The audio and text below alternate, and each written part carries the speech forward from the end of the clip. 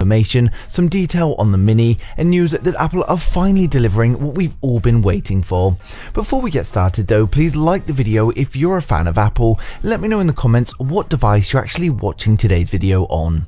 So the first story of the day is about the mini Apple iPhone 13. After performance wasn't great on its predecessor and production was cut, many people assumed that there wasn't going to be an iPhone 13 mini. Now, although this was the case, Apple will be keeping the iPhone 13 mini in the series, and this is going to be at least for one more year according to Ming-Chi Kuo. He also further confirms in his research note that all four models of the iPhone 13 are going to be the same sizes as the predecessor. He states that there's no portless design and the whole of the iPhone 13 series are still going to be using the Lightning cable. While we previously had the bad news of no Touch ID coming to the iPhone 13, it also appears that that was incorrect. In a new report from Bloomberg and Barclays analysts, it states that there are iPhone 13 models with Touch ID and that they're in the form of an in-display fingerprint scanner. The iPhone 13 models have Face ID as well as Touch ID, which is great as it gives the user a choice of which one to use. It's important to note here though that they are test models with Touch ID, so it means Apple is testing them and considering it, but it doesn't mean that it's 100% making the final cut and be included in the consumer version. The same report also backs up claims that the notch is finally going to be reduced for the iPhone 13. In the report, it states that the iPhone 13 has a more tightly integrated version of the current structured light system for Face ID, adding that a bigger shift is going to be coming next year. So a smaller notch this time round, then next year it's even smaller again, or it could be completely removed altogether. Interestingly enough, the report also says that the LiDAR scanner is again only going to be available on the Pro models of the iPhone 13, which contradicts previous information from Ming-Chi Kuo, who was saying that we would be seeing it in the whole range. This adds a lot of confusion, so we're going to wait for a further update on this. Now, next up, we've got news that the iPhone 13 is getting the upgrade that we've all been waiting for, and that is of course the battery upgrade. One of the main complaints I saw from people last year was small battery capacities, and more specifically on the smaller iPhones. In Ming-Chi Kuo's latest research note, he explains that all four versions of the iPhone 13 will have larger battery capacities, and this is of course great news. He states that the new iPhone 13 feature a larger battery capacity than the iPhone 12 series, and this is thanks to a space-saving design of many components. Hence, the new iPhone 13 models are also slightly heavier than the iPhone 12. The space-saving design includes integrating the SIM card slot with the main board, reducing the front optical modules, thickness, and more. So one downside is that the phone is going to be heavier, but I think most consumers are going to be pleased, especially with the introduction of 120Hz and 5G that have added a lot of battery drain. It's always been felt that we need larger batteries inside the phone. So overall, it's great news for those of you that are waiting for the iPhone 13. We're now going to run through the full specs, design, and the pricing to help you guys decide if this is the phone for you. For my regular viewers, you guys would have already seen this, so just jump to the next video, but if you're new here, then make sure you hit subscribe and we're going to get right into it. So to start with, we've got the entry-level model, the Apple iPhone 13 mini. It's expected to be a 5.4-inch iPhone with an OLED Super Retina display. It's expected to have a resolution of 2340 by 1080, and this is going to give us 465 pixels per inch. It's very unlikely for high refresh rates on the lower models, so expect a 60Hz display, but we should be seeing this shorter notch. With Apple continuing to prove that huge amounts of RAM are just not required, it should be equipped with 4GB of RAM and a choice of 64, 128 or 256 storage.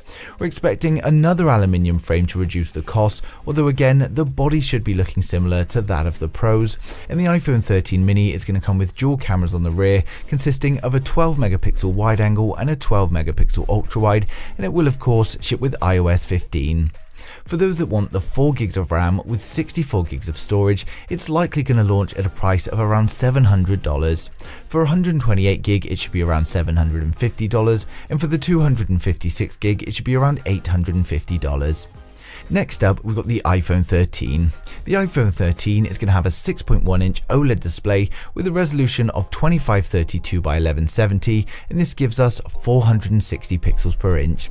Again, we only expect this model to be having a 60Hz display and no LTPO technology, but again, it may have a smaller notch. We expect 4 gigs of RAM along with a choice of 64, 128 or 256 storage, and the phone should have an aluminium frame.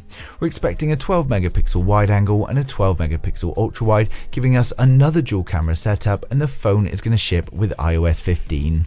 For the 64 gig model, we're expecting around $800. If you want 128 gigs, it should be around $850. For the 256 gig version, it should be around $950. Next up, we've got the iPhone 13 Pro, and here's where things are going to change a little bit, although we are expecting a similar looking device. The iPhone 13 Pro is expected to come with a 6.1-inch OLED display with a resolution of 1170 by 2532, and this gives us 460 pixels per inch. Not only is it going to be brighter, but it's also going to be using LTPO technology and provide us with a 120Hz variable refresh rate at a full resolution.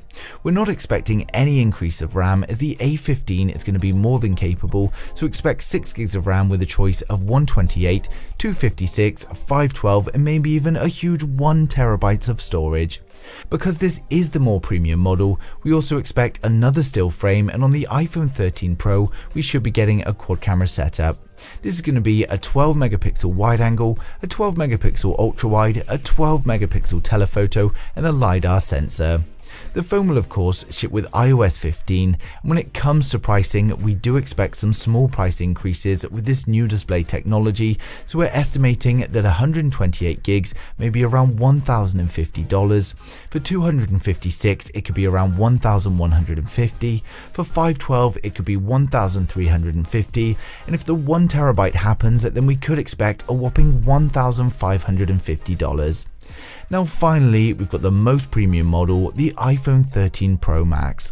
The iPhone 13 Pro Max is expected to come with a 6.7-inch OLED display with a resolution of 1128 by 2778, giving us 458 pixels per inch.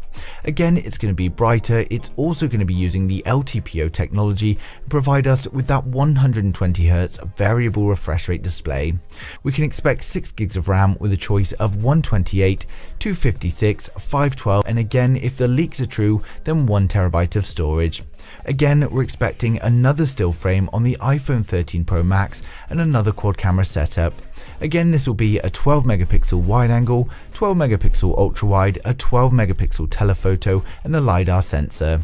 Now the phone is of course going to ship with iOS 15, and when it comes to pricing, again we expect this increase, so we're estimating for 128 gig it's $1,150, for 256 gig it could be $1,250, for 512 it could be $1,450, and if this 1 terabyte storage happens, then we could see around $1,650, which is an incredibly huge price tag. So of course, with so many leaks floating around, things won't be clear until we get closer to launch and prototypes are made and hopefully leaked.